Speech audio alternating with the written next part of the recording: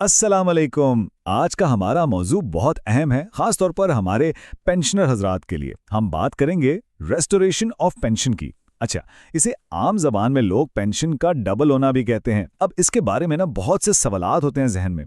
तो चलें आज इस पूरे अमल को बिल्कुल आसान लफ्जों में स्टेप बाय स्टेप समझते हैं। तो सबसे पहला और शायद सबसे बड़ा सवाल जो जहन में आता है वो यही है कि भाई ये पेंशन डबल होती कब है, रिटायरमेंट के कितने साल बाद, और जब ये बहाल होती है जिसे लोग पेंशन का डबल होना कहते हैं तो उसका असल मतलब क्या है, इससे पेंशन में कितना इजाफा होता है। चलें एक एक करके इन सारे सवालों के जवाब ढूंढते हैं। ठीक है, तो सबसे पहले ये समझना बहुत ज़रूरी है कि पेंशन की बहाली का असल तस्वुर क्या है। मतलब कोई भी हिसाब किताब करने से पहले ये तो पता हो कि ये अमल शुरू कहाँ से होता है। तो जनाब, ये सारा मामला शुरू होता है कम्यूटेशन से। रिटायरमेंट के वक्त हर सरकारी मुलाजिम को ये ऑप्शन दिया जाता है कि वो अपनी कुल पेंशन का एक हिस्सा, जिसे ग्रेजुइटी कहते हैं, एक ही बार में यानी यकमुश्त वसूल कर ले। ये समझ लें कि मुस्तकबिल की पेंशन का कुछ हिस्सा एडवांस में ले लिया है।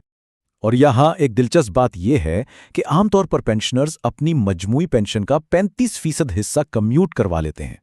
इसका मतलब ये हुआ कि वो 35% पेंशन की रकम एडवांस में ग्रेजुइटी के तौर पर ले लेते हैं, और जो बाकी 65% है वो उन्हें हर महीने पेंशन की सूरत में मिलती रहती है।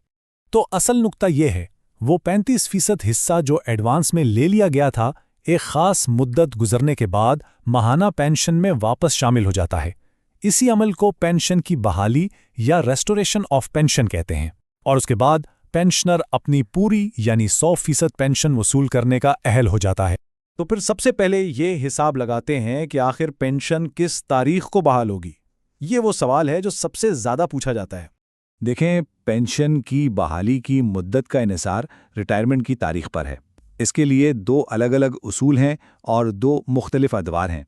एक उन लोगों के लिए जो 4 सितंबर 2001 से पहले रिटायर हुए, और दूसरा उनके लिए जो इस तारीख को या इसके बाद रिटायर हुए। पहले उनकी बात करते हैं जो सितंबर 2001 से पहले रिटायर हुए।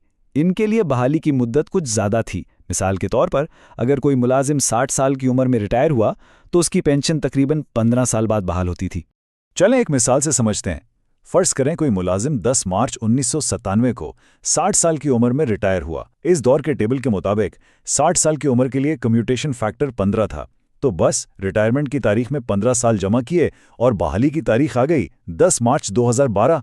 है ना, बिल्कुल आसान। अब आते हैं इन लोगों पर जो 4 सितंबर 2001 के बाद रिटायर हुए। उनके लिए अच्छी खबर यह है कि बहाली की मुद्दत कम कर दी गई थी।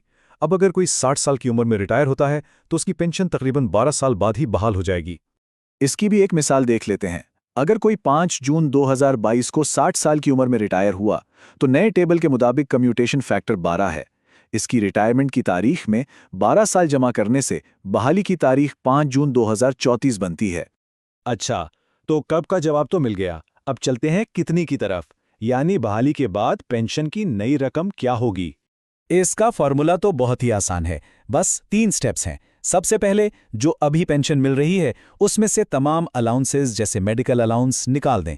फिर जो रकम बचे उसे 65 से तकसीम करके 100 से ज़र्ब दे दें, और आखिर में जो अलाउंसेस शुरू में निकाले थे उन्हें वापस इस नई रकम में जमा कर दें।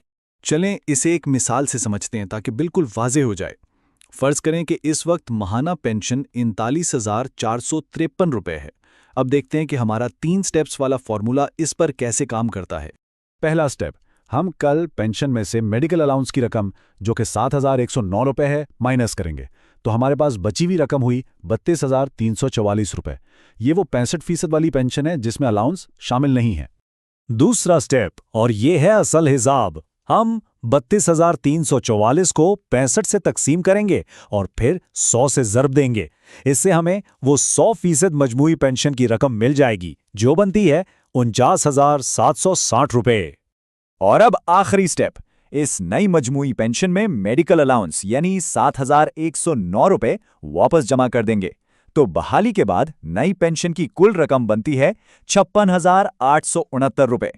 तो फर्क देखें, बहाली से पहले पेंशन थी 39,453 रुपीज़ और बहाली के बाद ये बढ़कर 56,869 रुपये हो गई। ये एक बहुत बड़ा और वाज़ेह इजाफा है। अच्छा जी, हिसाब किताब तो सारा हो गया। अब आखिरी और सबसे अमली सवाल, इस अमल को मुकम्मल करवाने के लिए करना क्या है? एक बहुत आम गलत फहमी ये है कि शायद मुकर्ररा तारीख पर पेंशन खुद ब खुद बहाल हो जाती है। क्या वाकई ऐसा है? जवाब है नहीं, ये अमल ऑटोमेटिक बिल्कुल नहीं है।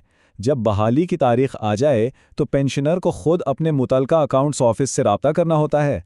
वहाँ इनकी हिदायत के मुताबिक एक बाकायदा दरख्वास्त जमा करवानी पड़ती है, तभी पेंशन बहाल की जाती है। उससे पहले कि हम ख़त्म करें, एक बहुत अहम वजाहत है जिसे जहन में रखना ज़रूरी है ताकि तवक्कुआत बिल्कुल वाज़े रहें। ये बात याद रखने की है कि जो तारीख और रकम यहाँ कैलकुलेट की गई है वो एक तखमीना है। बिल्कुल सही तारीख और रकम का तयन मुतालिका अकाउंट्स ऑफिस सरकारी पेंशन के कागजात की बुनियाद पर ही करेगा। ये हिसाबात एक बहुत अच्छा अंदाज़ा देने के लिए हैं, लेकिन हतमी आदाद-ओ-शुमार वहीं से मिलेंगे। तो अब जबकि तमाम मालूमात और फार्मूले सामने हैं, कोई भी पेंशनर बड़ी आसानी से अपनी पेंशन की बहाली की तारीख और रकम का एक अंदाज़ा लगा सकता है। इस अमल को समझने से न सिर्फ ज़हनी सुकून मिलता है, बल्कि अपने माली मुस्तकबल की बेहतर मंसूबाबंदी करने में भी बहुत मदद मिलती है।